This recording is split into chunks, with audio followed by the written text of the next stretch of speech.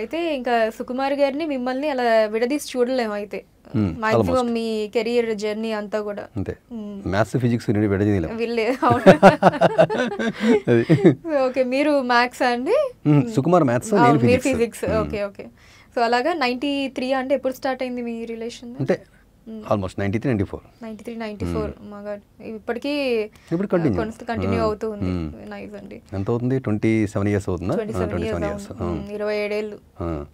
యాక్చువల్గా ప్లేబ్యాక్ మూవీలో కూడా 93, 2019 మధ్య కనెక్షన్. అవును అవును, అనుకోకుండా కనెక్ట్ అయింది. అది అనుకొని పెట్టింది కాదు. ఓకే ఓకే, నైస్ అండి. మామూలుగా ఇలా లెక్చరర్ గా వర్క్ చేస్తూ ఉన్నారు కదండి, మూవీ ఇండస్ట్రీ మీద ఈ ఇంట్రెస్ట్ కావచ్చు, ఇలా స్క్రీన్ ప్లేలు అందించడం, స్టోరీస్, అసలు దీని మీద ఒక పట్టు ఇదంతా ఉండాలి అంటే అంతకుముందు ఇండస్ట్రీలో వర్క్ చేసి ఇలా ఉండాలి.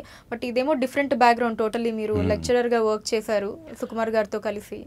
అంటే ఈ ఇండస్ట్రీలో పనిచేయాలి అన్నది కూడా తప్పు. సినిమాల మీద ఇంట్రెస్ట్ ఉంటే చాలు యాక్చువల్గా అయితే.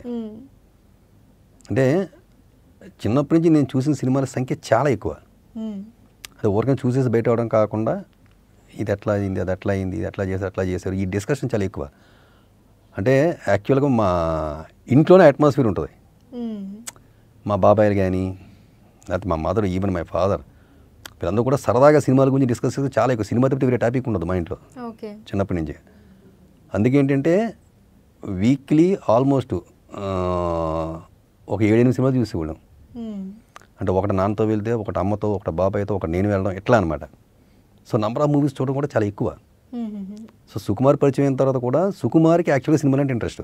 అంటే సినిమా ఫీల్డ్కి రావాలని ఇంట్రెస్ట్. నాకు సినిమాలు అంటే ఇష్టం అంతే. సినిమా ఫీల్డ్కి రావడం అనేటువంటి ఇంట్రెస్ట్ ఇప్పుడు లేదు నాకు యాక్చువల్గా. సినిమాలు అంటే ఇష్టం, చూడడం ఇష్టం, అలా మా ఇద్దరికి మధ్య లింక్.